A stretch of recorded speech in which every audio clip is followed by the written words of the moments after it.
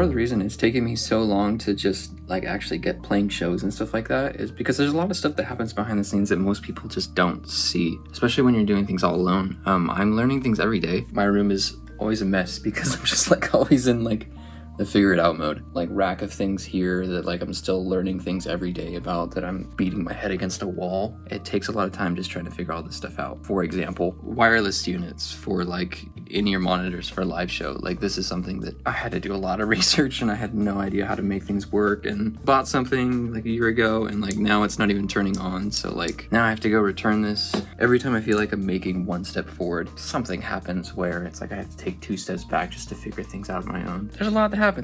There is a lot that happens.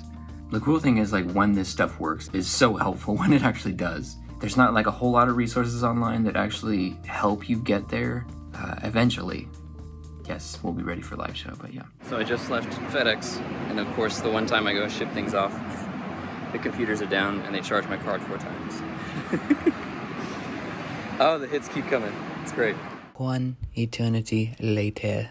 I got some good news. I bought a rack case for this stuff, and I had really no frame of reference of like what size case I needed. Just in terms of like the length, I just know that it needed to be 8 units tall. So I ordered an 8-unit one with wheels. It's so big. Oh my God. It's definitely the right height. It's super deep. And there's extra padding on the sides with how thick it is. And it's just so massive, which I guess is a good thing because it'll hold all the cables I need in it for sure. It's down on the side like that. It's got a handle. Look at that. What a cool handle. I should have gone to a music store and actually seen like how big these things get. But I bought it like sight unseen from Sweetwater because it was on a good deal.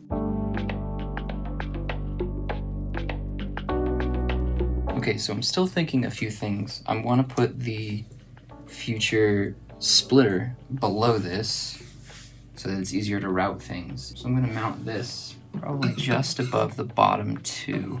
This is the tricky part because I'll have the splitter, right? That's going to go front of house, and the other things that are going to go into the Behringer mixer. From there, everything feeds out through auxiliary to your transmitters. The problem is you're kind of like zigzagging. There's no like formula to do this. It's kind of just do it however works for you, and that's the kind of the tricky part about this. So let me think about this for a minute. Eventually, 8-channel splitter is going to go on the bottom. I want to have a power conditioner, and then I'm thinking the top one will actually just be like a rack tray that can pull out. A lot of boring math later. When the time comes, what I can do is just mount this whole unit backwards in the same spot, and you wouldn't have all these things sticking out in front. And that way, the only thing that would be inserted facing this way would be the splitter on the bottom. You just have to plug those in essentially everywhere you go, right? This thing will never need to be rerouted when you do have the splitter. So I think when the splitter comes, I'll just flip it around. I had a thought. I still have all this space. What I could do is take my Kemper and put it on the back here and just do like a rack tray that could slide in and out, or even just be static there. In theory, this could sit in there because I'm running everything with the Kemper pedal board remote, profile remote, whatever. And that way I wouldn't have to get another case for the Kemper. I just wheel in with this and then put my laptop on top, and it's all in one case for everything that I do. I don't know if it's a problem having that much heat inside here.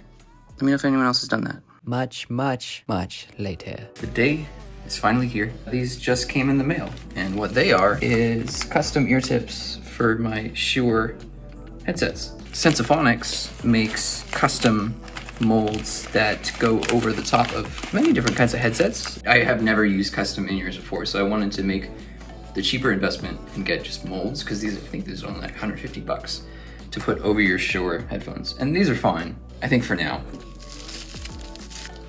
I like this sleeve, this is cool. Ooh, and here are the tips. Oh, cool.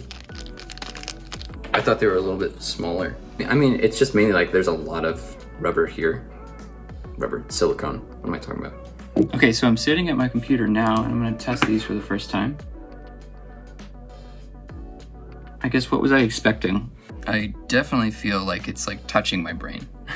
I've had a lot of deliveries today. I just got another shipment from Amazon and Sweetwater. I got 4 different XLR cables for routing tracks from the interface. I also got a little Mango Wi-Fi. It's a little router that I can just Velcro to the inside of the case that I never have to take out. The interface I got was the Audient ID14.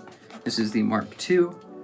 And I got this mainly because it has my 4 outs, but also because my current interface is a Duet 2. It's over there. I need to clean my desk. Sorry about all this. But I've had this Duet 2 legitimately. I bought it in June 2012.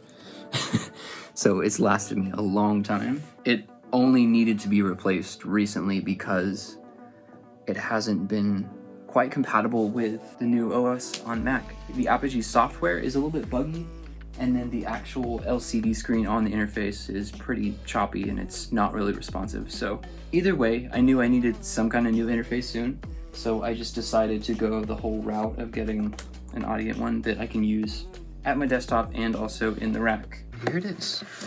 Ooh, very nice. In Texas right now, the weather is like cold. So like the whole interface is freezing. So yeah, it has 4 outputs and then 2 mics in.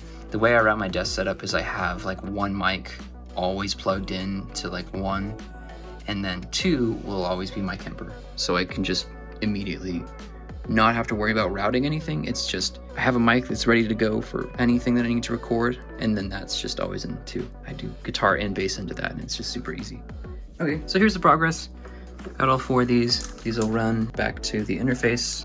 And then I actually have another package from Sweetwater coming in the next few days. That's my power conditioner that'll probably go on the top here. And that's about it. It's coming along. Progress. Yeah.